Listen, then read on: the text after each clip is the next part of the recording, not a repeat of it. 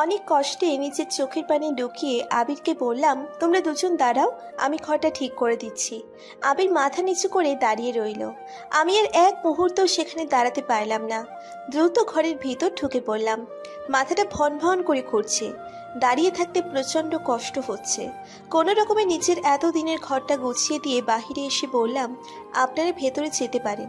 কথাটা বলে আর এক মুহূর্ত দেরি না করে রাইসাকে কোলে নিয়ে পাশের রুমে যেয়ে শুয়ে পড়লাম। চোখ বেয়ে টপ টপ করে পানি পড়ছে।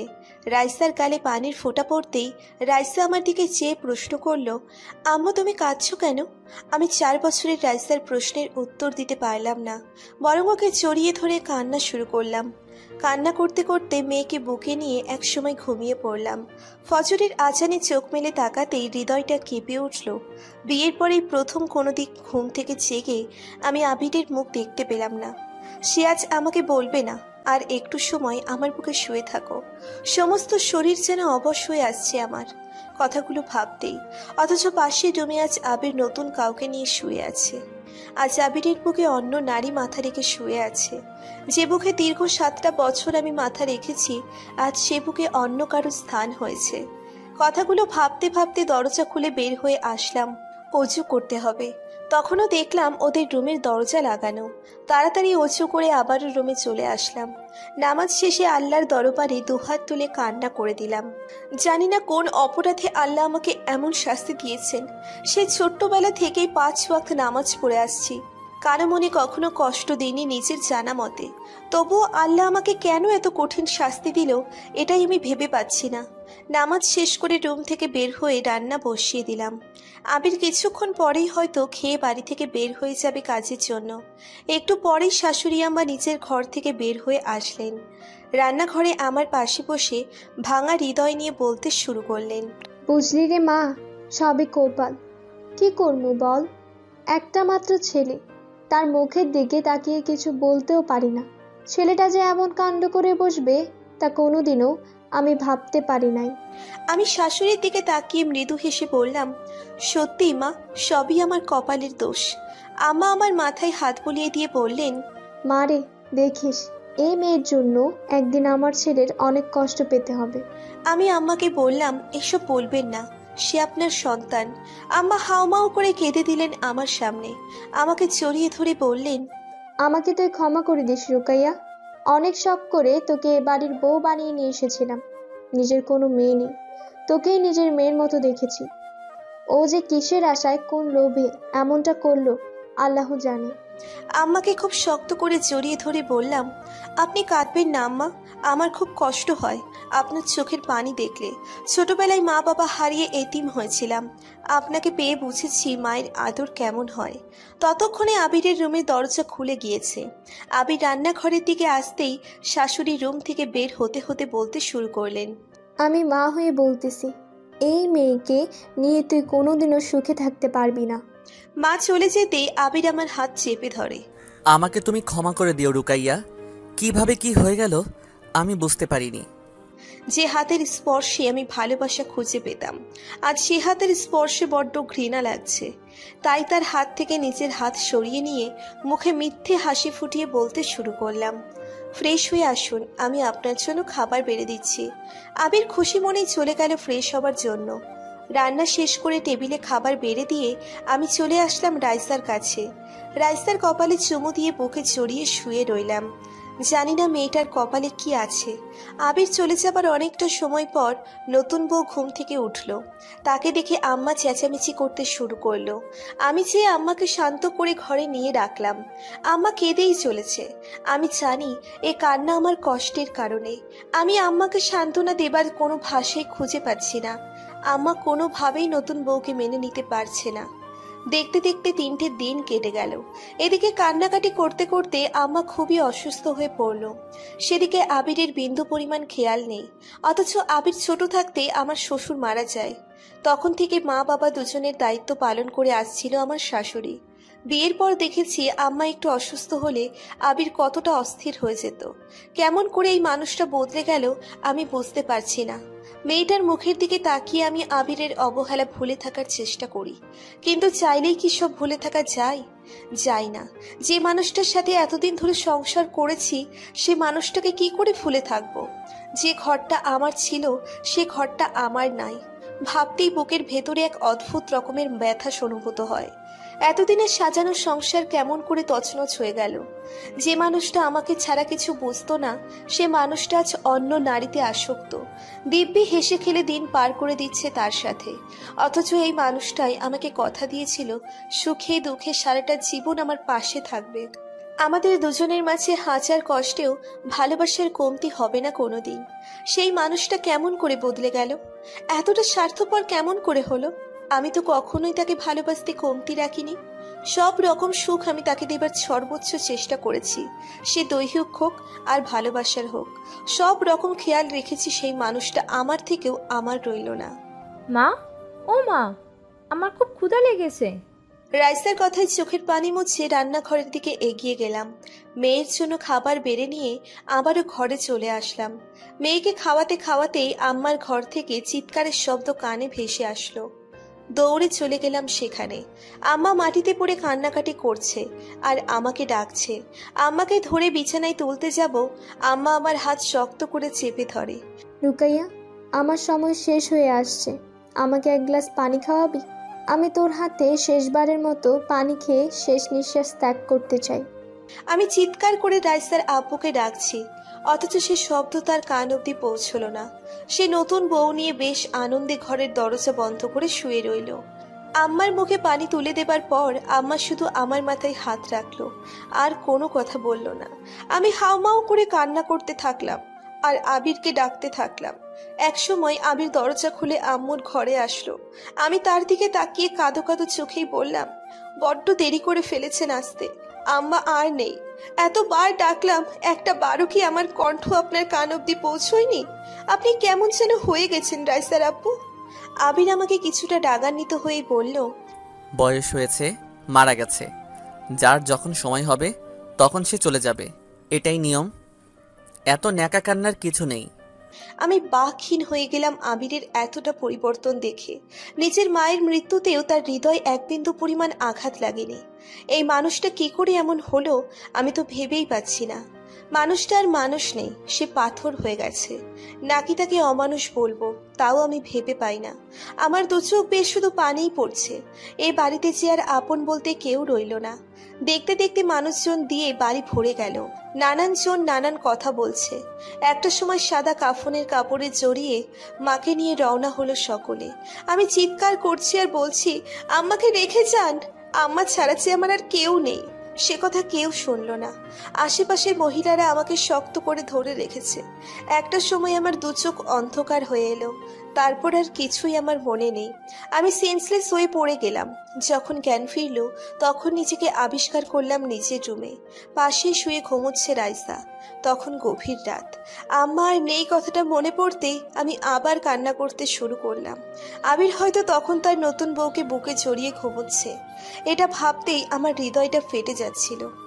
আবির হয়তো তখন তার নতুন বউকে বুকে ছড়িয়ে ঘুমাচ্ছে, এটা ভাবতেই আমার হৃদয়টা ফেটে যাচ্ছিল।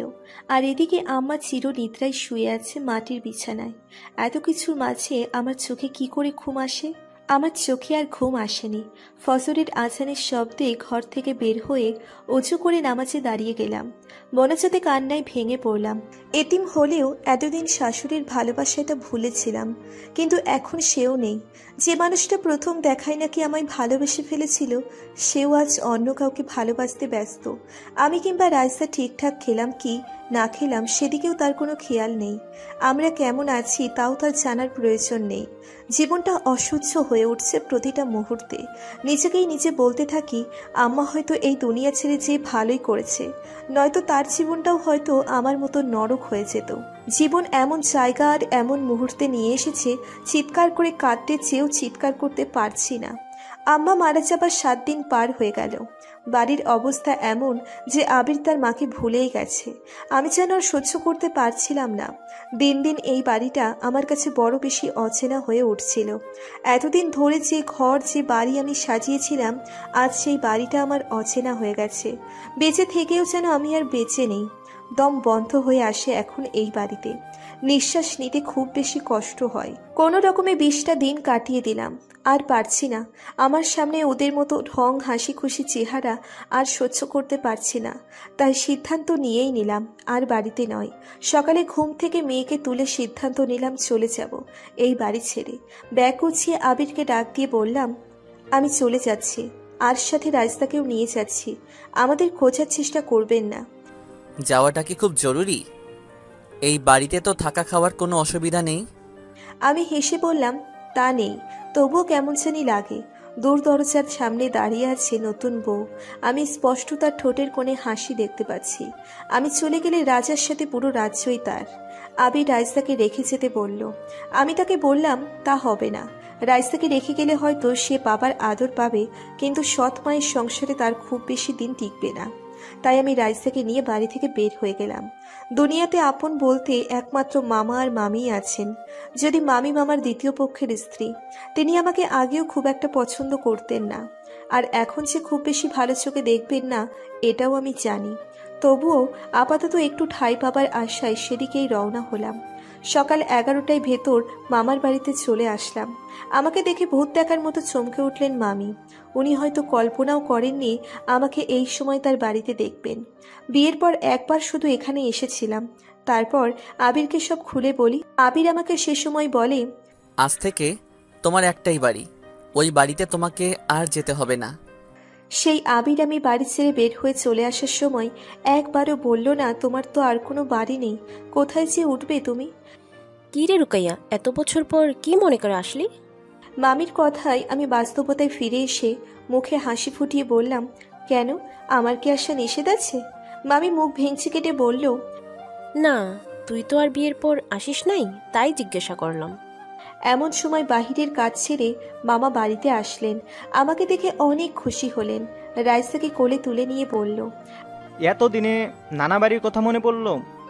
আমার দিকে তাকিয়ে বলল, যা, আগে হাত মুখ ধুয়ে নে, খেতে খেতে গল্প করব। আমারও প্রচণ্ড ক্ষুধা লাগার কারণে আর কোনো কথা না বলে হাত মুখ ধুতে চলে যায়। হাত মুখ ধুয়ে ফ্রেশ হয়ে মামার সাথে খেতে বসি। খেতে খেতে মামাকে সব খুলে বলি। মামা শুনে প্রচণ্ড রেগে যান এবং বলেন যে উনি আমাকে নিয়ে থানায় যেয়ে আবিরের নামে মামলা করে দিবেন। আমি মামাকে ঠান্ডা হতে বলি, সেই সাথে বলি তার কোনো দরকার নেই, আমি চাই না কোনো রকম ঝামেলা হোক। আমার এখন একটু আশ্রয় দরকার, তুমি কি আমাকে থাকতে দিবে? অবশ্যই দিব। আমার ভাগ্নি আমি ফেলে দিব নাকি? তুই প্রয়োজনে সারা জীবন এ বাড়িতে থাকবি, তোর বাড়ি তুই থাকবি, সমস্যা কি এখানে? মামার কথায় অনেকটা সাহস পেলেও মামিকে আমার ভীষণ ভয় লাগে। হয়তো আমার জন্য মামা মামি ঝগড়াও লাগতে পারে। যদিও আমার মামা মামির কোনো সন্তান নেই, তবুও কেন জানি মামির মনে একটু অনুশোচনা নেই, কিংবা কখনোই আমাকে মেয়ের মতো দেখতে পারেন না। তবুও সব সহ্য করে রাইসার মুখের দিকে তাকিয়ে যে আমাকে এই বাড়িতে থাকতেই হবে।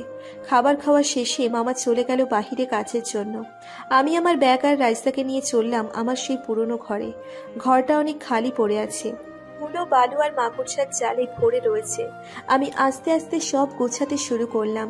এ ঘরেই প্রথম আমার চোখাচোখি হয় আবিরের সাথে।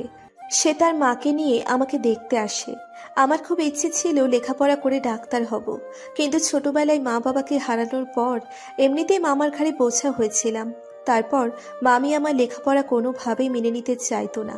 কোনো রকমে এইচএসসি পরীক্ষা দিই, ভালোভাবে পাশ করি, তারপরে এই বাড়ি সে বাড়ি থেকে বিয়ের জন্য প্রস্তাব আসতে শুরু করে। প্রথমে বেশ কয়েকটা প্রস্তাব ফিরিয়ে দেই, কিন্তু মামির বাজে ব্যবহারে একটা সময় আবিরকে আর না করতে পারিনি। প্রথম দেখাতে আমারও কেন জানি আবিরকে ভীষণ ভালো লেগে যায়। ফর্সা গাল দুটো রৌদ্রে লাল টকটকে হয়েছিল। যখন আমাদের বাড়িতে সে আসলো চৈত্র মাসের কাঠ ফাটা রৌদ্রের এক বিকেলে, সে মায়ের সাথে আমাকে দেখতে আসে। আমি তাকে দেখে মুগ্ধ হই। সবচেয়ে বেশি ভালো লাগে আম্মা যখন মামাকে বলল, মেয়ে আমাদের পছন্দ হয়েছে, আমাদের কোনো কিছুর দরকার নেই, শুধু মেয়েটাকে আমার চাই। আমার এমন কথায় মনে মনে আমি আল্লাহর কাছে শুকরিয়া আদায় করে বলি, আলহামদুলিল্লাহ। মামি নানান রকম আয়োজন করে সেদিন। হয়তো আমি চলে যাব, তাতে সে ভীষণ খুশি হয়। আমি দূরে বসে দেখছিলাম আবির লাজুকভাবে অল্প অল্প করে খাবার খাচ্ছিল। আমার ভীষণ হাসি পাচ্ছিল। আবিরকে এভাবে খেতে দেখে। হঠাৎ করেই আবিরের চোখে চোখ পড়তে আমি লজ্জায় সেখান থেকে দৌড়ে পালাই। তখন আমার বয়সই বা কত, 17 কি 18। যাবার সময় আম্মা আমার হাতে তার হাত থেকে খুলে বালাচোরা আমার হাতে পরিয়ে দিয়ে বলেন, এটা প্রথম দিন আমার শাশুড়ি আমাকে পরিয়ে দিয়ে দোয়া করেছিল। আজ আমি তোমাকে পরালাম, জীবনে অনেক সুখী হবে। আর অল্প দিনেই তোমাকে আমি আমার ঘরে নিয়ে যাব। সেদিনই মাকে আমার ভীষণ ভালো লেগে যায়। আমি সেদিনই ঠিক করি ওনাকে কখনো কষ্ট দিব না। সেদিন সারা রাত ঘুমাতে পারিনি। বারবার শুধু আবিরের মুখটা আমার চোখের সামনে ভেসে ওঠে। একটা মানুষ এতটা সুন্দর হয় কি করে? তার কথা বলার ধরন আমাকে সত্যিই মুগ্ধ করেছে। সে যখন মামা মামির সাথে হেসে হেসে কথা বলছিল, তখন মনে হচ্ছিল এই মানুষটা আমার কত দিনের পরিচিত, অথচ সেই মানুষটাই কিনা এমন করে বদলে গেল। যে মানুষটা আমাকে পাগলের মতো ভালোবাসতো, সেই মানুষটা কি করে বদলে গেল তা আমি একটুও বুঝতে পারলাম না। যে মানুষটাকে ঘিরে বেঁচে থাকার স্বপ্ন দেখছিলাম, যে মানুষটাকে সাথে নিয়ে সারা জীবন একসাথে থাকার ইচ্ছে ছিল, আজ সেই মানুষটাই আমার জীবন থেকে বহু দূর হারিয়ে গিয়েছে। আজ সেই মানুষটার বুকে অন্য কেউ মাথা রেখে স্বপ্ন দেখে। কথাগুলো ভাবতেই টপ টপ করে ঘুমন্ত রাইসার মুখের উপর চোখের পানি পড়তেই রাইসা চোখ মেলে তাকিয়ে বলে ওঠে, আম্মু তুমি কাঁদছো কেন? মেয়ের কাছে চোখের পানি লুকাতে তাড়াতাড়ি শাড়ির আঁচল দিয়ে চোখের পানি মুছে নিয়ে বলি, কই মামুনি, কাঁদছি না, চোখে ময়লা পড়েছে তো তাই চোখ দিয়ে পানি পড়ছে, তুমি ঘুমাও। রাইসা আর কিছু বলল না, আমার হাত শক্ত করে চেপে ধরে আবারও ঘুমিয়ে পড়ল। আমি ভাবছি কতদিন আমার এভাবে কাটবে। মেয়ে বড় হবে, মানুষজন হাজার রকম কথা বলবে, আমি কি পারবো সমাজের এই মানুষদের সব কথা সহ্য করে আমার মেয়েটাকে মানুষের মতো মানুষ করতে? আমি কি পারবো সমাজের এই মানুষদের সব কথা সহ্য করে আমার মেয়েটাকে মানুষের মতো মানুষ করতে? আমার নিজের সারাটা জীবন কষ্টে কেটেছে। যখনই ভেবেছি হয়তো একটু সুখে থাকবো, ঠিক তখনই আবির আর একটা বিয়ে করে ঘরে বউ নিয়ে এসেছে। আবিরের চোখের সামনে একটিবারের জন্যও কি আমার মুখটা কিংবা রাইসার মুখটা ভেসে উঠল না? সে তো সব জানতো আমি কতটা কষ্ট করে বড় হয়েছি, তারপরেও কি করে সে পারলো এমন জঘন্য একটা কাজ করতে? কত কত প্রশ্ন, অথচ এই প্রশ্নের উত্তর দেবার মতো মানুষ নেই। আবির আজ অন্য নারীতে আসক্ত, তার হৃদয়ে কোথাও আমাদের জায়গা নেই। তার মন প্রাণ সমস্ত জুড়ে তার নতুন স্ত্রী, সে তাকে নিয়ে সুখে থাকুক। ভাবতে ভাবতে দু চোখের পাতা বারবার এক হয়ে আসছে। আজ কতগুলো দিন ঠিক মতো ঘুম নেই।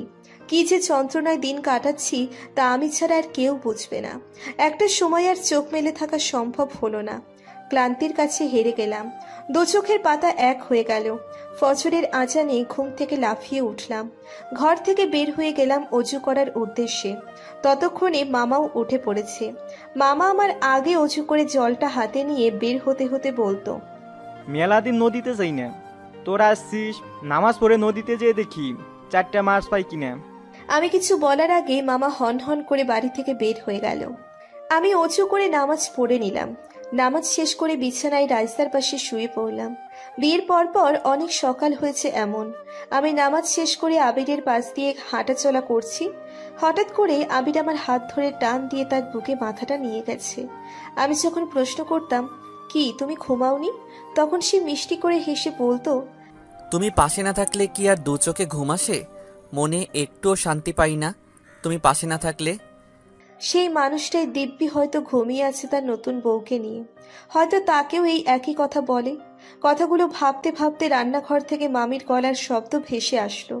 মামি খুব উচ্চ স্বরেই বলছে, নবাবের বেটির মতো ঘুমালে চলবে নাকি? সংসারে কি আর কোনো কাজ নেই নাকি?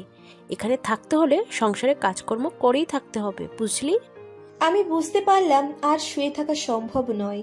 অথচ একটা সময় গেছে আমি বিছানা ছেড়ে উঠে আসার চেষ্টা করেছি। আবির আমাকে শক্ত করে জড়িয়ে ধরে রেখে বলেছে, আর একটু পরে উঠলে কিছুই হবে না। আর যখন ক্লান্ত শরীরটা একটু বিশ্রাম চাই, তখন আর শুয়ে থাকার মতো অবস্থা নেই। দ্রুত বিছানা থেকে নেমে রওনা হলাম রান্নাঘরের দিকে। রান্নাঘরের দরজার সামনে আমাকে দেখেই মামি মুখ ভেঙচি কাটলেন। আমি নিজেকেই নিজে প্রশ্ন করলাম, উনি এমন কেন? কিন্তু কোনো উত্তর খুঁজে পেলাম না। মামি আমার দিকে তাকিয়ে রইল রান্নায় সাহায্য করার জন্য। আমি কোনো রকম কথা না বাড়িয়ে তাকে রান্নায় সাহায্য করতে শুরু করলাম। মামি আমাকে রান্নার দায়িত্ব দিয়ে সেখান থেকে বের হয়ে আসলেন। আমি রান্না করে চলেছি, তবে খুব যে বেশি মনোযোগ আছে রান্নাতে তাও নেই। মনে মনে ভাবছি, যদি রাইসা না থাকতো তবে এই সমাজের কাউকেই মুখ দেখাতাম না। হয় গলায় দড়ি দিতাম, না হয় বিষ খেয়ে মারা যেতাম। এই পৃথিবীর মানুষগুলো কেউ আমার আপন নেই। ভাবতে ভাবতে হঠাৎ করেই গরম তেল আমার হাতে ছিটকে এসে পড়ল। অসহ্য যন্ত্রণায় আমি চিৎকার করে উঠলাম। আমার চিৎকারে মামি বাহির থেকে দৌড়ে রান্নাঘরে চলে আসলেন। মামি হাতে পানি দিতে দিতে বড় বড় চোখ করে বলতে শুরু করলেন, এতদিন সংসার করেও যে মেয়ে রান্না শিখতে পারেনি সে মেয়েকে সংসারে কেনই বা রাখবে স্বামী? মামির কথায় আমি প্রতিবাদ করলাম না। গরম তেল হাতের যে যে অংশে লেগেছে সেখানেই জ্বলে পুড়ে চামড়া উঠে মুহূর্তেই সাদা হয়ে গেছে। প্রচন্ড যন্ত্রণা হচ্ছে হাতে, দু চোখ বেয়ে পানি পড়ছে। আমি চিন্তা করতে শুরু করলাম, এই সামান্য গরম তেলেই এত কষ্ট, তাহলে গলায় দড়ি কিংবা বিষ খেয়ে যদি মারা যেতাম তাহলে কতটা কষ্টই না হতো। না, এসব ফালতু চিন্তা আর মাথায় নিয়ে আসা যাবে না, আমাকে বাঁচতে হবে। মামি আমাকে বকা দিতে দিতে বলল রান্নাঘর থেকে বের হয়ে যেতে, সেখানে থাকলে জ্বালা পোড়া আরো বাড়বে। আমি সেখান থেকে বের হয়ে আসলাম। রাইসার পাশে বসে ওর মাথায় হাত বুলিয়ে দিচ্ছি আর ভাবছি, বিয়ের পর আমার দিনগুলো কত ভালো ছিল। আমি রান্না করতে পারতাম না, আম্মা আমাকে নিচের পাশে আদর করে বসিয়ে রান্না করা শিখিয়েছেন। কিভাবে কি করতে হয়, কিভাবে চুলায় আগুন জ্বালাতে হয়, ঠিক নিচের মেয়ের মতো করে। একদিন বৃষ্টিতে বাড়ির উঠান পিছিল হয়ে গিয়েছিল। আমি সেখানে পা পিছলে পড়ে যাই, কোমরে কিছুটা ব্যথা পেয়ে চিৎকার করি। আবির চিৎকার শুনে দৌড়ে এসে আমাকে কোলে তুলে নিয়ে ঘরে যায়। আমি বলি, কি করছো মা, দেখবে? সে হাসে আর বলে, দেখলে কি সমস্যা? আমি আমার স্ত্রীকে ঘরে নিয়ে যাচ্ছি, অন্য কোনো নারীকে তো নিয়ে যাচ্ছি না। ঘরে বিছানায় শুইয়ে প্রথমে যে পানি গরম করে নিয়ে এসে তা দিয়ে আমার কোমরে ছ্যাঁকা দিতে শুরু করলো। অনেক সময় এমন করার পর একটা সময় নিচের দুহাত দিয়ে কোমর টিপে দিতে শুরু করলো। একটা সময় আমার ব্যথা কমে আসলো। সেই সাথে কখন যে দুচোখ বুঝে ঘুমিয়ে গিয়েছিলাম তাও বলতে পারবো না। যখন দুচোখ মেলে তাকিয়েছিলাম তখন গভীর রাত ছিল। চোখ মেলে নিজেকে আবিষ্কার করেছিলাম আবিরের বাহু ডোরে। কি যে সুখকর অনুভূতি ছিল সে সময়। সেই দিনগুলোই আমিও আবিরের গলা জড়িয়ে বুকের মাঝে মাথা রেখে ঘুমিয়ে যেতাম। আজ হাতে এত যন্ত্রণা হচ্ছে, অথচ দেখার মতো মানুষ নেই, একটু মলম লাগিয়ে দেবার মতো আপন কেউ নেই, পরম মমতায় বলার মতো কেউ নেই। খুব কি চলছে, জীবনটা কেমন করে জানি পরিবর্তন হয়ে গেল। আজ একজন আপন মানুষের বড্ড বেশি অভাব অনুভব করছি জীবনে। ভাবনায় ছেদ পড়ল মামার ডাকে। কখন সে সকাল গড়াতে গড়াতে বেলা বেড়ে 11টায় বেজে গেছে সেদিকে আমার কোনো খেয়ালই নেই। আমি রাইসাকে ডেকে ফ্রেশ করে মামার পাশে যেয়ে বসলাম। মামি ভাত বেড়ে দিলে আমি রাইসার মুখে তুলে খাইয়ে দিলাম। রাইসার খুব ক্ষুধা লেগেছে, বুঝতে পারলাম ওর খাওয়া দেখে। আবিরের সংসারে আর যাই হোক আমার মেয়ের খাবারের কোনো কষ্ট হয়নি। ঘরে ওর জন্য কিছু না কিছু কিনে এনে রাখতো আবির। আর এখানে মামি একবার যা দেয় তা দুজনে চুপচাপ খেয়ে নিই। দ্বিতীয়বার আর মামির কাছে ভাত চাওয়ার মতো সাহস হয় না। এমনিতেই মামার ঘাড়ে বসে খাচ্ছি, যদি দ্বিতীয়বার খাবার চাওয়াতে মামি মুখের উপর কিছু বলে দেয় সেই লজ্জায় চাইতে পারি না। মামিও আর দ্বিতীয়বার খাবার নিতে বলে না। খাওয়া শেষ হতেই মামা বাড়ি থেকে বের হয়ে গেলেন। আমি রাইসাকে ঘরে নিয়ে যেয়ে রেখে আবার ফিরে আসলাম রান্নাঘরে। থালা বাসনগুলো নিয়ে বের হয়ে গেলাম ধুয়ে রাখার জন্য। দেখতে দেখতে এভাবেই 3টে দিন কেটে গেল। মনের ভিতর কোনো রকম শান্তিই পাচ্ছি না, বরং ভিতর ভিতর আরো বেশি জ্বলে পুড়ে ছাই হয়ে যাচ্ছি। মেয়েটাকেও ঠিকমতো খাওয়াতে পারছি না। নিজেকে বড্ড বেশি অসহায় মনে হচ্ছে নিজের কাছে। মা হয়ে নিজের মেয়ের মুখে 2 বেলা ঠিকমতো খাবার তুলে দিতে পারছি না। এর চেয়ে অসহনীয় আর কি বা হতে পারে? তেমন কোনো কিছুই আমি জানি না যে বাহিরে যেয়ে কিছু একটা করব। এদিকে গ্রামে মেয়েদের করার মতো কিচ্ছু নেই। মাথার ভিতর যখন হাজার রকম চিন্তা ঘুরপাক খাচ্ছে ঠিক তখনই বাহির থেকে মামির ভাইয়ের ছেলের কণ্ঠস্বর ভেসে আসলো। এই লোকটা প্রচন্ড বাজে চরিত্রের। স্কুল কলেজে যাবার সময় দেখতাম নেশা করে রাস্তার ভিতর মেয়েদের সাথে বাজে ব্যবহার করত, মাঝে মাঝে মেয়েদের ওড়না ধরে টানাটানি করত, এমনকি কখনো কখনো তাদের শরীরেও হাত দিত। ছোটবেলা থেকেই এই লোকটাকে আমি প্রচন্ড রকমের ভয় পাই। আগে যখন লোকটা আমাদের বাড়িতে আসতো আমি কোনো না কোনো বাহানা দেখিয়ে বাড়ি থেকে বের হয়ে যেতাম। এ লোকটার চাহনি খুবই বাজে। মামি বাহির থেকে ডাকতে শুরু করলো আমাকে, রুকাইয়া, কই গো, বাহিরে আসো, মেহমান আসছে। আমি মামিকে বলে দিলাম আমার শরীরটা ভালো লাগছে না, আমি বের হব না। মামি কিছু সময় একা একাই বক বক করলো। এমন সময় তার ভাইপো জব্বার বলে উঠলো, ফুপু থামো, তোমার বাগ্নি তো রঙ্গিলা রূপবান, সে কি পর পুরুষের সামনে আসবে? মামির সাথে সাথেই বলে উঠলো, অমন রূপ থেকে লাভ কি? যে রূপে স্বামীকে বেঁধে রাখতে পারোনি, স্বামীকে আরেকটা বিয়ে করতে হয়েছে। আমার তো মনে হয় নিশ্চয়ই কোনো সমস্যা আছে, না হলে ওর স্বামী কেন আবার বিয়ে করবে? মামির মুখে এমন বাজে কথা শুনবো আগে কখনোই ভাবিনি। চোখ দিয়ে টপ টপ করে বৃষ্টির মতো পানি পড়তে শুরু করলো। আমি একদম স্তব্ধ হয়ে গেলাম। জব্বার মিয়া বলতে শুরু করলো, আরে ফুপু, এসব মেয়েদের ওষুধ কি তা আমার জানা আছে। এখন তুমি ঘরে চলো, প্রচন্ড ক্ষুধা লাগছে, খাবার দিবে। দুজন কথা বলতে বলতে সেখান থেকে চলে গেল। আমি জানি জব্বার মিয়া খুব একটা সুবিধার লোক না, যতটুকু সম্ভব তাকে এড়িয়ে চলতে হবে, না হলে কখন কোন অঘটন ঘটিয়ে ফেলে বলা যায় না। দুপুরে মামা বাড়িতে আসতেই জব্বার মিয়া বাড়ি থেকে বের হয়ে গেল। আমি রাইসাকে সঙ্গে নিয়ে খেতে বের হলাম। খাবার টেবিলে মামি কিচ্ছু বলল না, বরং না চাইতেও দ্বিতীয়বার প্লেটে ভাত তুলে দিল। আমার কাছে মনে হলো আজ অনেকদিন পর পেট ভরে ভাত খেলাম। রাইসাও আজ মনে হয় তৃপ্তি নিয়ে খেলো। মামি কিছু বলতে চেয়েও বলতে পারছে না, কেমন জানি আমতা আমতা করছে। আমি আর সেদিকে খেয়াল করলাম না। খেয়ে রাইসাকে সঙ্গে নিয়ে উঠে নিজের রুমে চলে আসলাম। দুচোখে ঘুম লেগে আসছে, এমন সময় টিনের চালে বৃষ্টির টপ টপ শব্দ কানে ভেসে আসতেই দুচোখ খুলে গেল। বিয়ের বছর দুয়েক পরের ঘটনা, তখনও আমাদের মাঝে কত ভালোবাসা। একদিন রাতে খাওয়া শেষ করে বিছানায় এসে শুয়ে পড়েছি। এমন সময় প্রচন্ড জোরে বৃষ্টি শুরু হলো। আমি জানালা খুলে দুহাত বাড়িয়ে দিয়ে বৃষ্টি ছুঁয়ে দিচ্ছি। হঠাৎ করেই আবির ঘরে ঢুকে পেছন থেকে আমাকে জড়িয়ে ধরলো। আমি বলে উঠলাম, কি করছেন? তেমন কিছু না, বউকে একটু আদর করছি। আমি লজ্জা পেয়ে, ইস কি সব বলেন আপনি। আচ্ছা, তোমার কি বৃষ্টি খুব পছন্দ? আমার ভীষণ পছন্দ।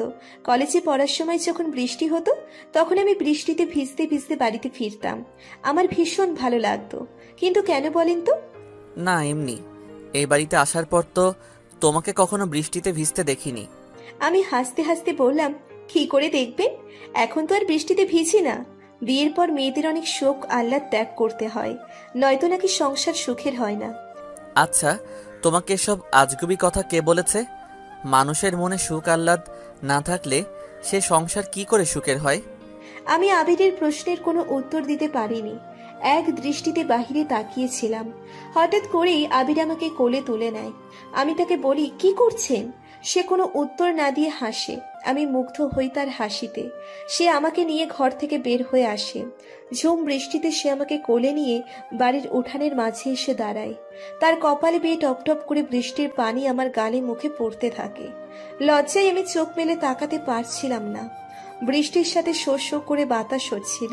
চারিপাশে গাছের পাতারা যেন সে বাতাসে নিজেদের মতো শব্দ করে নৃত্য করে যাচ্ছিল। মাঝে মাঝে আকাশে বজ্রপাতের শব্দে আমার চোখের পাপড়ি কেঁপে কেঁপে উঠছিল। আমি সেই শব্দে শক্ত করে আবিরের পিঠ খামচে ধরেছিলাম। আমার কাছে তখন মনে হচ্ছিল আমি পৃথিবীর সবচেয়ে সুখী নারী। কে বলে বিয়ের পর নিজের সব সুখ বিসর্জন দিতে হয়?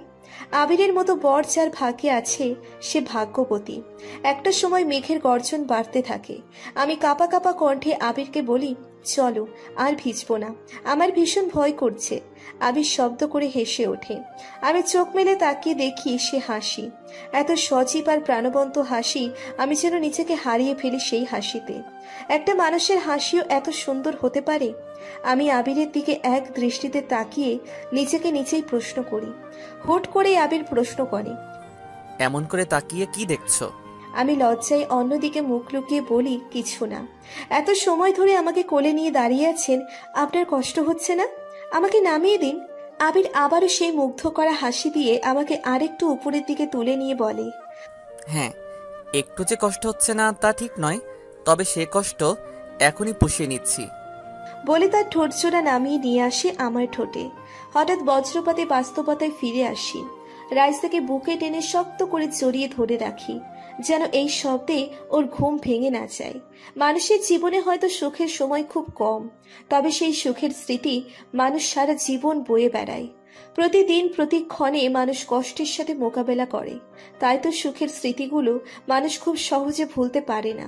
আমার জীবনের হয়তো সুখের মুহূর্তগুলো চলে গিয়েছে, তবে সময় সে মুহূর্তগুলো রঙিন হয়ে আছে আমার সমস্ত হৃদয় জুড়ে। তাই তো চাইলেও খুব সহজে তা আমি ভুলে যেতে পারবো না আমি ভুলে যেতে আবিরকে। জীবনের 7টি বছর যে মানুষটাকে ভালোবেসে কাটিয়েছি, যে মানুষটার ভালোবাসায় কাটিয়েছি, যে মানুষটার সাথেই আমার সব সুখের স্মৃতি, সেই মানুষটাকে কি করে ভুলে যাব? তাকে ভুলতে না পারলেও তার থেকে বহু দূরেই আমাকে থাকতে হবে। আমার মেয়েটার জন্য খুব কষ্ট লাগে। ছোটবেলায় বাবা মা হারিয়ে আমি এতিম হয়েছিলাম, আর আমার মেয়েটা বাবা থাকতেও তার আদর থেকে বঞ্চিত হচ্ছে। মেয়েটার মাথায় হাত বোলাতে বোলাতে চোখের পানি মুছে বুকের সাথে শক্ত করে চেপে ধরে একসময় ঘুমিয়ে পড়লাম। একসময় বৃষ্টি থেমে গেছে, টিনের চালের টপ টপ শব্দ কিংবা গাছের ডালপালাটাও তাদের শব্দ থামিয়ে দিয়েছে। হঠাৎ বাহির থেকে মামার ডাকে ঘুম থেকে জেগে উঠি। রুম থেকে বের হয়ে দেখি মামা বিশাল বড় সাইজের একটা রুই মাছ নিয়ে এসেছে। আমি অবাক হয়ে গেলাম, মামা এত টাকা কোথায় পেল? এত বড় মাছ তো মামার কেনার কথা না। জীবনে কোনো দিন মামাকে আমি এত দামি মাছ কিনতে দেখিনি। আমার হাঁ করে তাকিয়ে থাকতে দেখে মামা বলে উঠল, কি রে, এভাবে তাকিয়ে থাকবি নাকি মাছটা নিয়ে রান্না করবি? মামার হাত থেকে মাছটা নিতে নিতে মামাকে বললাম, এত বড় মাছ কেন কিনছো মামা? এটার তো অনেক দাম। আরে আমি কিনি নাই, দুপুরে জব্বার মেয়ে আইছিল না, সেই কিনা দিছে। তুই বাড়িতে আইছিস তাই কিনা দিছে। ও তো এখন অনেক বড় ব্যবসায়ী, বাজারের মেলা টাকা পয়সার মালিক। তো এখনো আমার অনেক সম্মান করে। আমার ইচ্ছে না থাকলেও মাছটাকে নিয়ে রান্নাঘরের দিকে ঢুকতে শুরু করলাম। আমি ভালো মতোই বুঝতে পারছি জব্বার মিয়ার নিশ্চয়ই কোনো মতলব আছে, তা না হলে সে এত টাকা দিয়ে মাছ কিনে দেবার লোক না। মাছ কাটতে কাটতে হারিয়ে গেলাম আবিরদের বাড়িতে প্রথম যেদিন মাছ কিনে আনা হয় সেই দিনে। কি পরিমাণ লজ্জায় পড়েছিলাম তা মনে হলে এখনো একা একা হাসি। বিয়ের 3 কি 4 দিন পরের কথা। আবির সকালের নাস্তা শেষ করে বাড়ি থেকে বের হবে, এমন সময় মা ডেকে বলল, বাজান, হাট থেকে আসার সময় মাছ মাংস কিনা নিয়ে আসছো। আবির মাথা নাড়িয়ে চলে গেল। আমি আর আম্মা নাস্তা করে উঠানের মাঝে বসে আছি। আম্মা আমার মাথার চুল বেনি করে দিচ্ছে আর তার গল্প বলছে। এমন সময় আবির বাড়ির বাহিরে থেকে আম্মাকে আর আমাকে ডাকতে ডাকতে বাড়ির ভিতর ঢুকলো। তার মুখে রাজ্য বিজয়ের হাসি, আর হাতে ইয়া বড় একটা বোয়াল মাছ। মুখে হাসি নিয়ে আবির বলতে শুরু করলো, আজ এই বোয়াল মাছ রুকাইয়া কেটে রান্না করবে, আর আমরা খাবো। আমি একবার আবিরের মুখের দিকে তাকাই, আর একবার মাছের দিকে। মাছটা যদি নদীতে থাকতো আর আমাকে একা পেত, তাহলে মনে হয় না 1 মিনিটও সময় লাগতো আমাকে হজম করে ফেলতে। আমি আম্মার হাত শক্ত করে ধরে বললাম, ও আম্মা, আমি পারবো না, আমার ভীষণ ভয় লাগে। আমার কথা শুনে তারা মা ছেলে কি হাসা, আর আমি যতবারই মাছটার দিকে তাকাই ততবারই মনে হয় মাছটা বড় বড় চোখ করে আমার দিকে তাকিয়ে আছে। আমি আম্মার পিছনে যেয়ে দাঁড়ালাম। আম্মা বলল, আচ্ছা হয়েছে, আমার সাথে আয়। আম্মা আগে আগে আর আমি তার পিছু পিছু। আম্মা মাছটা নিয়ে রান্নাঘরে ঢুকলেন, এরপর কাটতে শুরু করলেন মাছটা। মাছ কাটা শেষ হওয়া পর্যন্ত যেন আমার ভয়ের কমতি ছিল না। শীতের ভিতরেও আমি ঘেমে একাকার হয়ে গিয়েছিলাম। এরপর জীবনে কত মাছ কেটেছি আম্মাকে সাথে নিয়ে, তখন আর ভয় লাগেনি। তবে জীবনে প্রথম সেই বোয়াল মাছটা দেখে যে ভয়টাই না পেয়েছিলাম, এখনো মাঝে মাঝে একা একা হাসি সে কথা মনে পড়লে। মাছ কাটা শেষ হতেই রান্নাঘর থেকে মাছ নিয়ে ধুয়ে নিয়ে আসতে কলপাড়ে চলে আসলাম। মাছ ধুয়ে নিয়ে রান্নাঘরের দিকে যে মামা বলতে শুরু করলো মাছগুলো ভালো করে ভাজার জন্য। রাতে জব্বার মিয়া এই বাড়িতে খেতে আসবে। আমার প্রচন্ড রাগ উঠছিল, ইচ্ছা করছিল সব ছুঁড়ে ফেলে দিই, কিন্তু তা পারলাম না। নিজের মনকে শান্ত রেখে চুপচাপ রান্নাঘরের ভিতর ঢুকে পড়লাম। মামি আর আমি দুজন মিলে খুব ভালোভাবে সেই মাছ ভেজে রান্না করলাম। রান্না শেষ হতেই জব্বার মিয়া হাজির হলো। খাবার খেতে বসে বারবার আমার দিকে আঁচ চোখে তাকাচ্ছিল। মামির দিকে তাকিয়ে জব্বার মিয়া বলল, রান্নাটা খুব মজা হয়েছে। অনেকদিন পর সে ভালো মন্দ খাচ্ছে। বউটা চলে যাবার পর অনেক দিন বাড়িতে ভালো মন্দ রান্না হয় না। মামি বলে উঠলেন তাড়াতাড়ি আর একটা বিয়ে করতে। সে লাজুক হাসি হেসে বলল, ফুপু কি যে বলো না, আজকাল ভালো মেয়ে পাওয়া যায় কই? সবই কপাল, তোর বউটা চলে গেছে, আর দেখ রোকেয়ার স্বামীটা আরেকটা বিয়ে করে নিছে। এত ভালো লক্ষ্মী একটা মেয়ে, ওর স্বামী এমনটা করবে ভাবা যায়? আমার খুব বিরক্ত লাগছিল এসব কথা শুনতে। আমি মামাকে বললাম, এসব কথা বাদ দাও, আমার এসব কথা শুনতে ভালো লাগছে না। মামি প্লেটে আরেক পিস মাছ দিতে দিতে বলল, তা ভালো লাগবে কেন? খাচ্ছিস তো মামার হোটেলে, কথা শুনতে কি ভালো লাগবে? মামির কথায় মামা কিছুটা রেগে গেল। সেই সাথে সাথে প্রতিবাদ করে বলল, এসব কি বলছো তুমি? আমাদের কোনো সন্তান নেই। রোকেয়াই যদি আমার মেয়ে হতো, আমি ফেলে দিতাম? মামা প্রতিবাদ করলেও মামির মুখ থেকে খাবারের খোঁটা শোনার পর আর একটা দানাও পেটে যাচ্ছিল না। কোনো রকমে প্লেটের ভাতগুলো রাইসাকে খাইয়ে দিচ্ছিলাম। রাইসার খাওয়া শেষ হতেই আমি রাইসাকে নিয়ে সেখান থেকে উঠে চলে আসি। আমার পরপর মামাও খাওয়া শেষ করে চলে আসে। আমি রাইসাকে বুকে নিয়ে শুয়ে পড়ি। একটু পর মামা দরজার সামনে এসে ডাক দিয়ে জিজ্ঞাসা করে ঘুমিয়ে পড়েছি কিনা। আমি মামাকে বলি, না মামা, ভিতরে আসেন। মামা ভিতরে ঢুকে খাটের এক কোণায় বসে বলল, তোর মামির কথায় কিছু মনে করিস না, তুই তো সবই জানিস, তোর মামি এরকমই। না মামা, আমি কিচ্ছু মনে করিনি। মারে, জানি তুই কষ্টে আছিস, তার উপর তোর মামির কথাবার্তাও ভালো না। জানি সে তোকে আরও কষ্ট দিয়ে কথা বললেন আমার সামনে, এমন করে আমি না থাকলে না জানি আরও কত কি বললেন। কথাগুলো বলে মামা আমার দিকে অসহায়ের মতো তাকালো। আমার প্রচন্ড কষ্ট লাগছিল মামার দিকে তাকাতে। আমি মাথা নিচু করে মুখে হাসি ফুটিয়ে বললাম, মামা কি যে বলো না তুমি, আমার কোনো রকম কষ্ট হচ্ছে না। আর ছোটবেলা থেকেই মামির মুখের কথা শুনতে শুনতে বড় হয়েছি, এসব এখন আমার সহ্য হয়ে গেছে। তাহলে তুই এখন ঘুমা, আমি যাচ্ছি, আমার খুব ঘুম পাচ্ছে। মামা উঠে চলে গেলেন। আমি দরজা লাগাতে যেয়ে দেখি মামি আর জব্বার মিয়া তখনও রান্নাঘরে ফিসফিস করে কথা বলেই চলেছে। আমি খুব ভালোভাবে দরজা লাগিয়ে দিয়ে এসে শুয়ে পড়লাম। এই লোকটার কোনো বিশ্বাস নেই, নিশ্চয়ই মামির সাথে বসে কোনো রকম খারাপ কিছুর ফন্দি করছে। ঘরের লাইট নিভিয়ে দিয়ে চুপ করে শুয়ে রইলাম, কিন্তু চিন্তায় কোনোভাবে দুচোখের পাতা এক হচ্ছিল না। মনের ভিতর অজানা এক ভয় কাজ করছিল। নানান রকম চিন্তা করতে করতে রাত গভীর থেকে গভীর হতে থাকলো, কিন্তু দুচোখের পাতা এক করতে পারছিলাম না। বাহিরে যে উকি মেরে দেখবো সে উপায়ও নেই। যদি জব্বার মিয়া বাহিরেই থাকে, যেমনটা করতো কলেজে যাবার পথে, খপ করে মেয়েদের শরীরে হাত দিয়ে বসতো। যদি দরজা খুলে আমার সাথে খারাপ কিছু করে, সেই ভয়ে দরজার সামনে যাবার সাহস হলো না। আর যাই হোক, কারো কাছে নিজের সতীত্ব বিলিয়ে দিতে পারবো না। যে করেই হোক, যত লড়াই করেই হোক না কেন, নিজের মান সম্মান আমি ঠিকই অক্ষুণ্ণ রাখবো। রাত শেষে ভোরের দিকে মসজিদ থেকে ভেসে আসলো ফজরের আজানের সুর। অল্প কিছুক্ষণ পর মামা উঠে পড়লেন, বের হয়ে আসলেন অজু করার জন্য। মনে সাহস পেলাম, আমিও উঠে দরজা খুলে বের হলাম। যে ভয় চার ভয় সারা রাত পার করেছি সে নেই, হয়তো রাতেই চলে গিয়েছে। মামি একা রুমে ঘুমোচ্ছে। দরজার সামনে দাঁড়িয়ে আছি। মামার অজু করা শেষ হলে মামা বাড়ির বাহিরে চলে গেল। আমি যে অজু করে নিজের রুমে এসে দরজা লাগিয়ে জায়নামাজে বসে পড়লাম। নামাজ শেষে আল্লাহর কাছে দুহাত তুলে মোনাজাতে বললাম, আল্লাহ, আপনি হেফাজতকারী, আমাকে হেফাজত করুন। আমার সন্তানটাকে মানুষের মতো মানুষ করার মতো ধৈর্য আর পথ দেখান আমাকে। নামাজ শেষে বিছানায় উঠে শুয়ে পড়লাম। সারা রাত জেগে থাকায় শরীর খুব ক্লান্ত লাগছে। খুব বেশি সময় লাগলো না এবার দুচোখের পাতা এক হয়ে যেতে। অল্প সময়ের ভিতর গভীর ঘুমে ঘুমিয়ে পড়লাম। ঘুম ভাঙলো প্রায় 10:30টার দিকে। বাহির থেকে মামির ডাকে রাইসার ঘুম ভেঙে গেলে রাইসা আমাকে ডেকে তোলে। আমি রাইসাকে কোলে নিয়ে ঘরের দরজা খুলে বের হই। ফ্রেশ হয়ে রান্নাঘরে যাই। ততক্ষণে মামাও চলে আসে। মামি সবাইকে খাবার বেড়ে দেন। রাইসাকে কয়েক গাল মুখে তুলে খাইয়ে দিয়ে নিচে মুখে খাবার তুলতে যাব, এমন সময় মামি বলে ওঠে, তুই আবিরকে ডিভোর্স দিয়ে দে। মামির কথায় আমি অবাক হয়ে যাই। কি বলছে এসব মামি? মামি আবারও বলতে শুরু করে, যেহেতু তার সংসার ছেড়িয়ে দিয়েছিস, সেহেতু ঝুলিয়ে রেখে লাভ কি? আমি বলি ওকে ডিভোর্স দিয়ে দে তুই, তারপর তুই বিয়ে করে নতুন করে সংসার কর। মামা খেতে খেতেই মামিকে ধমক দিয়ে বলল, চুপ করো, একদম চুপ। তোমার কি জ্ঞান বুদ্ধি কিচ্ছু হয়নি? বয়স তো কম হয়নি, সব চুল পেকে গেছে, অথচ কথা বলতে শিখতে পারলে না।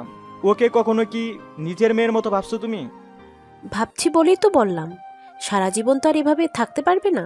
পূর্ণা যৌবনা বড়ই গাছ থাকলে যেমন ছেলে মেয়েরা ইট ছুঁড়ে মারে, ঠিক তেমনি বাড়িতে যুবতী মেয়ে মানুষ থাকলেও মানুষরা নানা রকম ইঙ্গিত করে। কে কি বলল, কে কি করলো তা আমি দেখে নিব। মামি চেঁচিয়ে বলে উঠল। আপনি কি দেখবেন? হ্যাঁ, দুনিয়ার কোনো কিছুই আপনি বুঝেন না। আমি যা বললাম ও তাই করবে। আবিরকে ডিভোর্স দিয়ে দেবে, তারপর আমরা ওকে জব্বারের সাথে বিয়ে দিয়ে দেব। জব্বারের কম আছে নাকি? মামা শান্ত গলায় বলল। তোমার মাথা কি ঠিক আছে? কোথায় জব্বার আর কোথায় আমাদের রুকাইয়া? আমার বুঝতে বাকি রইল না গতরাতে মামি আর জব্বরের কি নিয়ে কথা হয়েছে। মামা আর মামি তর্ক করছে, আমি আর সেখানে বসে খেতে পারলাম না। হাত ধুয়ে সেখান থেকে উঠে বের হয়ে আসলাম। ঘরে ঢুকে আমার আর রাইসার জামা কাপড়গুলো গুছিয়ে ব্যাগে ভরে নিলাম। জানি এখানে থাকলে মামি একটা অঘটন ঘটিয়েই ছাড়বে। আমার পুরো জীবনটা সেই সাথে আমার মেয়ের জীবনটাও নষ্ট করে দিবে। যেখানে ওকে সৎ মায়ের ভয় রাখিনি, সেখানে আমি বিয়ে করব তা কল্পনারও বাহিরে। এক মুহূর্ত আর দেরি না করে রুম থেকে বের হয়ে আসলাম। বের হতে মামা দৌড়ে আসলেন। অপরাধীর মতো আমার দিকে তাকিয়ে বলল, মারে, কই যাবি তুই? এখানেই থেকে যা। মামি চেঁচিয়ে বলে উঠল, যে মেয়ে স্বামীর সংসার ফেলে চলে আসে সে মেয়ের এখানেও থাকার কোনো দরকার নেই। আমি মামাকে জড়িয়ে ধরে খুব করে কাঁদলাম। তারপর চোখের পানি মুছে মামাকে বললাম, ভয় নাই মামা, এই বাড়ির সম্পত্তির ভাগ তো কখনো চাইনি, আর কোনোদিন চাইবও না। তুমি বরং একটা কাজ কইরো, সবকিছু তোমার আর মামির নামে লিখে একটা দলিল করে রেখো। যদি বেঁচে থাকি আবার কখনো তোমাদের এখানে আসি, আমি সেগুলোতে সাইন করে দিব। আর আল্লাহর দুনিয়াটা অনেক বড়, কোথাও না কোথাও মাথা গোজার জন্য নিশ্চয়ই একটু জায়গা মিলে যাবে। মামার চোখে পানি ছলছল করছে। আমি আর এক মুহূর্ত দাঁড়াতে পারলাম না সেখানে। এক হাতে রাইসার হাত শক্ত করে ধরে অন্য হাতে ব্যাগ নিয়ে বাড়ি থেকে বের হয়ে হাঁটা শুরু করলাম। হাঁটতে হাঁটতে অনেক চিন্তা করে দেখলাম এখানে আর নয়, আমাকে ঢাকা যেতে হবে। কিন্তু আমার কাছে কোনো টাকা পয়সা নেই, কিভাবে যাব? বাজারে এসে পরিচিত স্বর্ণকারের দোকানে গেলাম। আমাকে এতদিন পরে দেখেও চাচা চিনতে পারলেন। আমি শাশুড়ি আম্মার দেওয়া বালা দুটো খুলে চাচাকে দিয়ে বললাম, এগুলো রেখে আমাকে কিছু টাকা দেন। চাচা অবাক হয়ে গেল, কি সমস্যা জানতে চাইলেন। আমি বলতে না চাইলেও সে জোরাচুরি করাতে তাকে সব খুলে বললাম। সেও তার চোখের পানি ধরে রাখতে পারল না। টিস্যু দিয়ে চোখ মুছতে মুছতে আমার বালা দুটো আমাকে ফিরিয়ে দিয়ে বলল, তোমার বালা লাগবে না, আমি তোমাকে কিছু টাকা দিচ্ছি। আমি বললাম, না চাচা, আপনি এই দুটো রেখেই টাকা দিন। যদি উপকার করতে চান তবে এই বালা দুটো বিক্রি করবেন না। আমি শহরে যেয়ে কিছু একটা করে এই দুটো নিয়ে যাব। চাচা বলল, আমি যতদিন বেঁচে আছি এ বালা বিক্রি করব না, তুমি যখন পারবে এসে নিয়ে যাবে। আমি চাচার কাছ থেকে টাকা নিয়ে বাসে উঠে রওনা হলাম অচেনা শহর ঢাকার উদ্দেশ্যে। শুনেছি ঢাকা শহর নাকি মানুষের ভাগ্য বদল করে দেয়। আমার মতো অভাগীর কপালে কি আছে তা তো শুধু আল্লাহই জানে। ভাবতে ভাবতে একটা সময় বাসের সিটে ঘুমিয়ে গেলাম। চোখ মেলে যখন তাকালাম তখন বাহিরে ছিঁড়ি বৃষ্টি হচ্ছে। সন্ধ্যা হয়ে এসেছে। আকাশ কিছুটা কালো, কিছুটা লাল বর্ণের রং সেজেছে। রাইসা বুকের মাঝে ঘুমিয়ে রয়েছে। মেয়েটার মুখ শুকিয়ে গিয়েছে। মেয়েটা আর আগের মতো চঞ্চলও নেই। দেখে খুব মায়া লাগছিল, তাই বুকের সাথে চেপে ধরে কপালে একটা চুমু দিলাম। রাত 9টার দিকে ঢাকায় এসে নামলাম। লাল হলুদ হরেক রকম আলোতে চোখ জুড়িয়ে যাবে যে কারো। তবে আমার প্রচন্ড ভয় লাগছিল। জীবনে কখনো ঢাকা শহরে আসিনি। কোথায় যাব, কার কাছে যাব? এ শহরে যে আমার পরিচিত কেউ নেই। এত রাতে কোথাও বাড়ি ভাড়াও পাওয়া যাবে না। কে দিবে আমাকে আশ্রয়? নানান রকম প্রশ্ন মাথায় নিয়ে আমি হাঁটা শুরু করছি। মেয়েটা ঘুমে টলমলো করতে করতে কোনো রকমে আমার একটা হাত ধরে হাঁটছে। ফুটপাত ধরে মা মেয়ে হেঁটে চলেছি। কোথাও যাবার কোনো উদ্দেশ্য নেই, গন্তব্যহীন পথে হাঁটছি। কিন্তু এভাবে কতক্ষণ? যেভাবেই হোক থাকার একটা জায়গা জোগাড় করতে হবে। মেয়েটাকে এভাবে কষ্ট দেওয়া যায় না। হাঁটতে হাঁটতে ক্লান্ত হয়ে একটা চায়ের দোকানের সামনে এসে দাঁড়ালাম। দোকানে একজন বয়স্ক মহিলা। তার কাছ থেকে কিছু বিস্কিট আর রুটি কিনে নিয়ে দুজন খেয়ে একটা বেঞ্চে বসে রইলাম। রাত যত বাড়ছে ভয় ততই বেড়ে চলেছে। এ শহরে জীবনের নিরাপত্তা পাবো তো? দেখতে দেখতে একটা সময় দোকানি মহিলা আস্তে আস্তে সবকিছু গুছিয়ে নিতে শুরু করলো।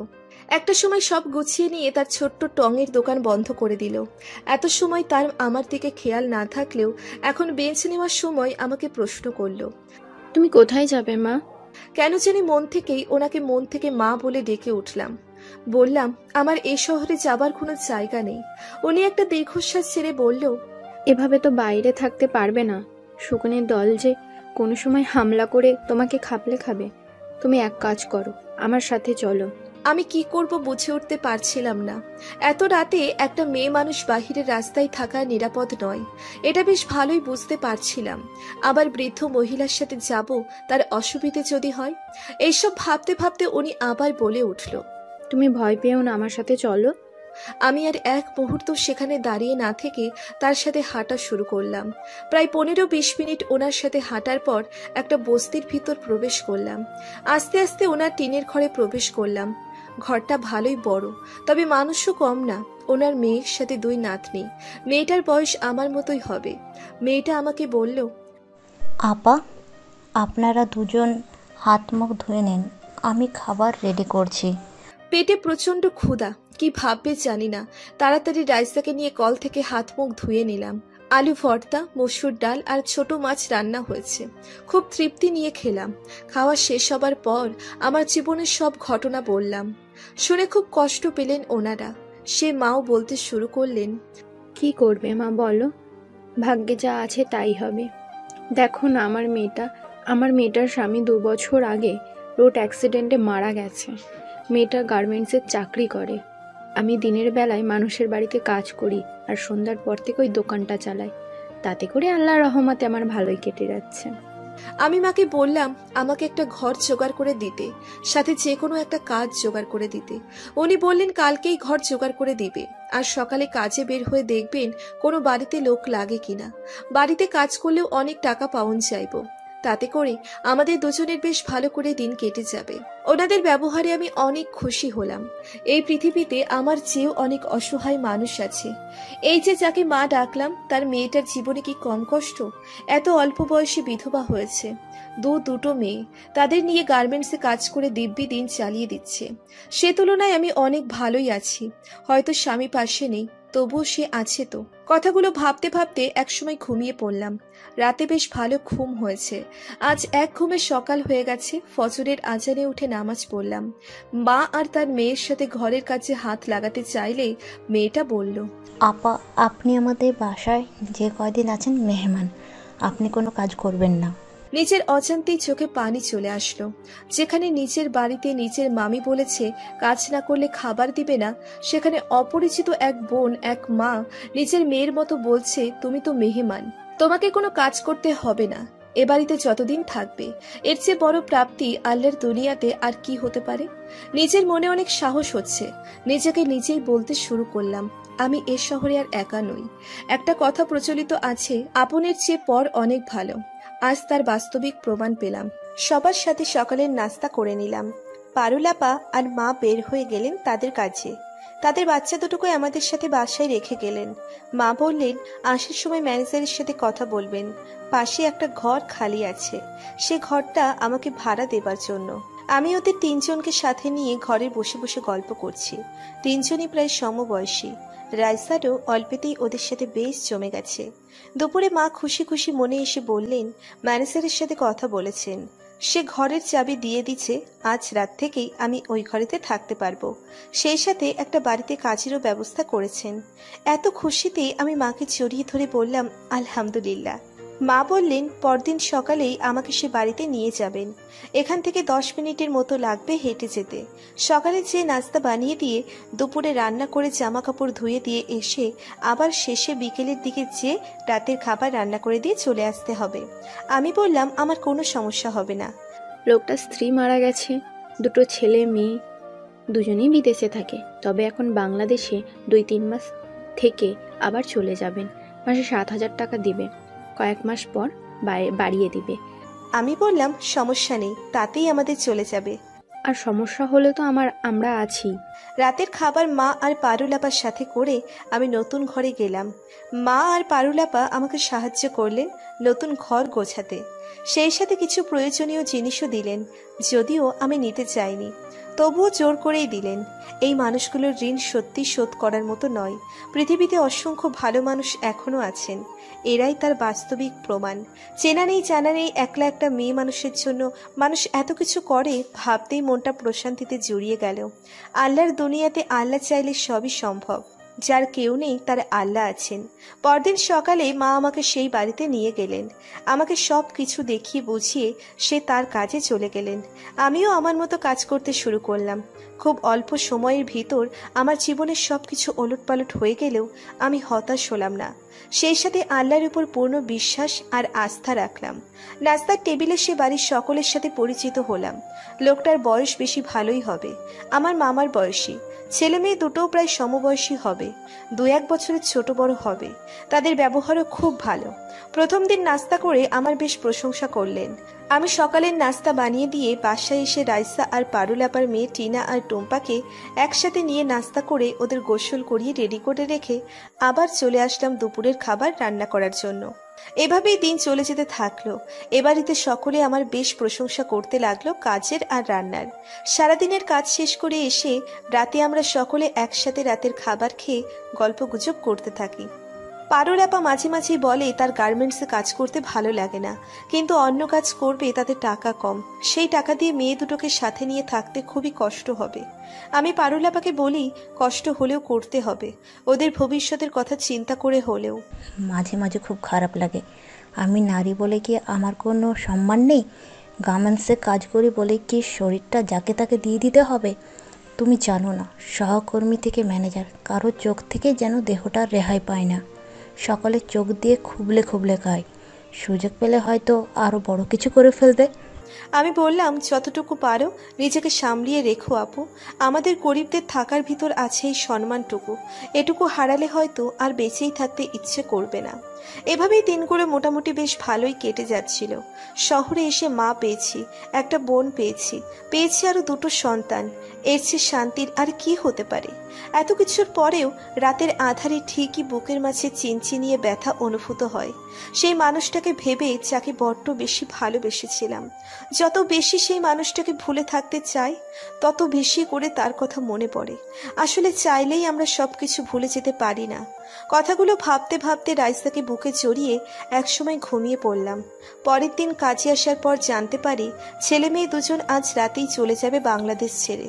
আমি মনে মনে খুশিই হলাম, কিন্তু সেই খুশি যে খুব বেশি সময়ের জন্য হবে না তা বুঝতেই পারিনি। আমি নিজেকেই নিজে বলতে থাকি সব সময় আমার সাথেই কেন এমন হবে। আমি খুব অবাক হই, সেই সাথে একদম নির্বাক হয়ে যাই যে বাড়িতে আমি কাজ করতাম সেই ভদ্রলোকের ব্যবহারে।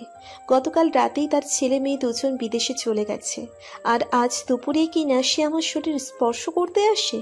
ছি, ভাবতেই অবাক লাগে মানুষ এতটা নীচ আর জঘন্য হতে পারে। বাবার বয়সী একজন মানুষের চোখেও এই দেহটা নিরাপদ নয়। সকালের নাস্তা বানানোর সময় লোকটা হুট করে এসে পেছন থেকে জাপটে ধরে আমাকে। এসব কি করছেন? ছাড়ুন আমাকে, নয়তো আমি চিৎকার করব বলেই আর শক্ত করে আমাকে দুহাত দিয়ে চেপে ধরে। আমি প্রচন্ড রকমের ভয় পেয়ে যাই, শরীরের সমস্ত শক্তি দিয়ে তার হাত থেকে নিজেকে বাঁচানোর চেষ্টা করি, সেই সাথে চিৎকার চেঁচামেচিও করতে থাকি। তারপরেও উনি আমাকে ছাড়তে চাইছেন না। তখন বাধ্য হয়ে একটা সময় হাতে থাকা রুটি বেলার বেলুন দিয়ে ওনার মাথায় আঘাত করি। লোকটা আমাকে ছেড়ে দেন। সেই সাথে আমার চিৎকারে আশেপাশের মানুষজন জড়ো হয়ে যান। অনেকে বলতে থাকেন ওনার এই খারাপ ব্যবহারের জন্যই কেউ এ বাড়িতে কাজ করতে চান না। সেখান থেকে কেউ একজন হয়তো পুলিশে খবর দেন। অল্প সময়ের ভেতরেই পুলিশ চলে আসে এবং সব ঘটনা শুনে তাকে ধরে নিয়ে যান। মুহূর্তের ভিতর আমার সব স্বপ্ন ভেঙে চুরমার হয়ে গেল। আমি আস্তে আস্তে হেঁটে বাড়ি ফিরে আসি। ঘরে এসে চুপচাপ শুয়ে থাকি। আমাকে চুপচাপ শুতে থাকতে দেখে দুপুরে মা এসে প্রশ্ন করে শরীর খারাপ কিনা। আমি মাকে জড়িয়ে ধরে হাউমাউ করে কান্না করে দিই, তাকে সব খুলে বলি। মা শুনে খুব কষ্ট পায়, বলে মানুষটারে বাহির থেকে তো ভালোই দেখাই, কিন্তু মনটা এত খারাপ তা তো জানতাম না। আমি মাকে বললাম সবই আমার ভাগ্য, তুই চিন্তা করিস না, তোর জন্য অন্য কোথাও কাজ দেখব। আমি মাকে বললাম না, আমি আর মানুষের বাড়িতে কাজ করব না, অন্যভাবে প্রতিষ্ঠিত হব। মা আর কিছু বললেন না, মাথায় হাত রেখে বললেন দোয়া করি যেন তুই সফল হতে পারিস। আমি চিন্তা করতে শুরু করলাম কিভাবে সফল হওয়া যায়। রাতে পারুল আপাও মন খারাপ করে বাসায় ফিরলেন। জিজ্ঞাসা করলাম কি হয়েছে। পারুল আপু বললেন গার্মেন্টসে আর যাবেন না, নানান রকম সমস্যার কথা বলতে শুরু করলেন। আমি ওনাকে সান্ত্বনা দিয়ে বললাম বেশ তো, আর যেতে হবে না, আমরা এখন নিজেরাই কিছু করব। কিন্তু কি করব তাই ভেবে পাচ্ছিলাম না। হঠাৎ করে মাথায় বুদ্ধি আসলো পারুল আপা তো গার্মেন্টসে চাকরি করে, সে সেলাই করতে পারবে, আর আমিও নকশি কাঁথা সেলাই করতে জানি। পরদিন সকালে আমার জমানোর টাকা আর পারুল আপাকে সাথে নিয়ে যেয়ে একটা সেলাই মেশিন আর গজ কাপড় কিনে নিয়ে আসি। আপা অনেক খুশি হলেন নিজের মেশিন পেয়ে। শুরু করলাম দুজন নতুন করে লড়াই। প্রথমে আমরা দুজন নিজেদের খরচ দিয়েই কাঁথা আর কিছু ড্রেস বানালাম, তা নিয়ে বিভিন্ন মার্কেটে ঘুরে ঘুরে বিক্রি করতে থাকলাম। আস্তে আস্তে আমাদের অর্ডার বাড়তে থাকলো। আমরা প্রথমে ছোট্ট একটি দোকান ভাড়া নিলাম, সেই সাথে খুঁজে বের করলাম আমাদের মতো যারা কষ্ট করে সমাজে বেঁচে আছে তাদেরকে। পারুল আপা আর আমি মিলে তাদেরকে নকশি কাঁথা আর সেলাইয়ের কাজ শেখাতে থাকি। আস্তে আস্তে মার্কেটে আমাদের পণ্যের বেশ চাহিদা বাড়তে থাকে, সেই সাথে আমাদের খারাপ সময়গুলো কেটে যেতে থাকে। পারুল আপাকে এখন আর গার্মেন্টসে যেতে হয় না, মাকে মানুষের বাড়িতে কাজ করতে হয় না, রাতে ফুটপাতে চা বিক্রি করতে হয় না। সেই সাথে আমাদের দোকানটাও অনেক বড় হয়, 20 জন অসহায় মহিলা আমাদের দোকানে কাজের সুযোগ পায়। এভাবেই কেটে যায় 3টি বছর। আমি আস্তে আস্তে দুঃখের সময়গুলো ভুলে যাবার সর্বোচ্চ চেষ্টা করি, সেই সাথে স্বপ্ন দেখি আরো বড় হবার। যখন দোকানে অসহায় মানুষগুলোর মুখের হাসি দেখি তখন সত্যি সত্যি আমি সব দুঃখ কষ্ট ভুলে যাই। মনে হয় এরাই তো আমার সব। আমি চিন্তা করি আরো মানুষের কর্মসংস্থান কিভাবে করা যায়। একদিন চিন্তা করি গ্রামে যেতে হবে, মায়ের হাতের সেই বালা দুটো নিয়ে আসতে হবে, সেই সাথে মামাকে সব সম্পত্তিগুলো লিখে দিয়ে আসবো। যেই ভাবা সেই কাজ। একদিন পারুল আপাকে সব বুঝিয়ে দিয়ে ছুটে আসি গ্রামে, সোজা সেই দোকানটায় চলে যাই। আমাকে দেখে চিনতে চাচার একটুও ভুল হয়নি। চাচাকে সব বলার পর সে আরো খুশি হয়। আমি যখন চাচার হাতে টাকাগুলো তুলে দিয়ে মায়ের হাতের সেই বালাগুলো নিয়ে হাতে পরে নিই, তখন চাচা বললেন, মারে, পাপ বাপ কেউ ছাড়ে না। আমি চাচার কথা শুনে প্রচন্ড চমকে যাই এবং প্রশ্ন করি, চাচা আপনি এমন করে কেন কথা বলছেন? চাচা হাসতে হাসতে বললেন, তোমার স্বামী আবির এখন অর্ধ পাগল হয়ে এ রাস্তায় রাস্তায় ঘুরে বেড়ায়। তার নতুন স্ত্রী সকল সম্পত্তি নিজের নামে লিখে নিয়ে বাড়ি থেকে বের করে দিয়েছে। কথাটা শোনার সাথে সাথে বুকের ভেতরটা মোচড় দিয়ে উঠল। সে আমার সাথে যতই অন্যায় করুক তবুও সে আমার স্বামী। আমি চাচাকে প্রশ্ন করলাম আবিরকে কোথায় পাবো? বেশিরভাগ সময়ই বাইরে থাকে, তবে সন্ধ্যার পর পর আম্মার কবরের পাশে যে বসে থাকে। আমি চাচার কাছ থেকে বিদায় নিয়ে সেখান থেকে চলে আসলাম। মামার বাড়িতে পথে রওনা হলাম। হাতে যথেষ্ট সময় আছে সন্ধ্যা হতে, তাই চিন্তা করলাম মামার নামে সব সম্পত্তির দলিলগুলো লিখে দিয়ে যাব, যাতে এখানে আসার জন্য আর কোনো রকম পিছু টান না থাকে। কিন্তু মামার বাড়িতে সে আরো বড় চমক অপেক্ষা করছিল, তা আমি ভাবতেও পারিনি। বাড়িতে ঢোকার পর মামা আমাকে দেখে অনেকটা সময় নীরব দাঁড়িয়ে রইল। তারপর হাউমাউ করে কান্না করতে করতে বলল, তোর মামি তো আর বেঁচে নেই। মৃত্যুর আগে তোকে অনেকবার দেখতে চেয়েছিল, তোর কাছে মাপ চাইবে বলে। আমার প্রচন্ড খারাপ লাগলো। বললাম, আল্লাহ মামির ভালো করবে। মামাকে বললাম জমির কাগজপত্রগুলো দেবার জন্য, আমি সব কিছু তার নামে লিখে দিতে চাই। মামা হাসতে হাসতে কাগজপত্রগুলো নিয়ে এসে আমার হাতে দিতে দিতে বলল, মারে, মানুষের আসল জমি 3.5 হাত মাটি, আমারও তাই লাগবে, এসব আমার চাই না। দুপুরের পরপর আমি রওনা হয়ে গেলাম আবিরকে খোঁজার উদ্দেশ্যে। খুব বেশি সময় খোঁজার প্রয়োজন হয়নি। কবরস্থানের সামনে যেতেই তাকে দেখতে পাই। বড় বড় চুল, বুক ভরা দাড়ি। মানুষটা আমাকে দেখে ফ্যাল করে তাকিয়ে রইল। আমার বড্ড মায়া হলো তার জন্য। ফেলে রেখে চলে আসতে পারলাম না। সঙ্গে করে নিয়ে রওনা হলাম ঢাকার পথে। ঢাকায় নিয়ে এসে ভালো ডাক্তার দেখাতে শুরু করলাম।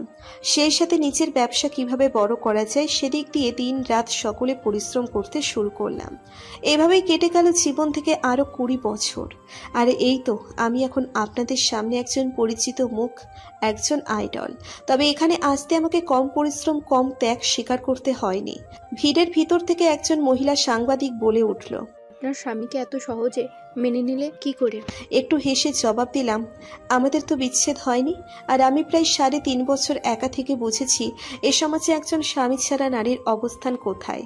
অল্প বয়সী থেকে বুড়ো কেউ ছাড় দিতে চায় না, শরীরের সাথে না পারলে চোখ দিয়ে গিলে খেতে চায়। আর আবির ইচ্ছে করে এমন করেনি। দেশে এখনো অনেকেই আছেন নানান রকম কুফুরি করেন। আবির তার শিকার হয়েছিল। যখন আবির সুস্থ হয় তখন আমরা সব জানতে পারি। আর একজন বলে উঠল, আপনার স্বামী আর আপনার মেয়ে কোথায়? অল্প কিছু সময়ের ভিতরে চলে আসবে। মেয়েদের জন্যই তো আজ এত আয়োজন। আমার একটা মেয়ে নয়, 3টে মেয়ে, আর 3জনই ডাক্তার হয়ে আজ বাংলাদেশে আসছে। আবির আর পারুলাপা ওদের নিয়ে সোজা এখানে চলে আসবে। তারপরেই এই হাসপাতালের উদ্বোধন করব আমরা। আর এটা সেই জায়গা যা আমার মামা মারা যাবার আগে দিয়ে গেছেন, আমার মায়ের সম্পত্তি, যেখানে আমার 3 মায়ের নামে এই হাসপাতাল নির্মিত হচ্ছে।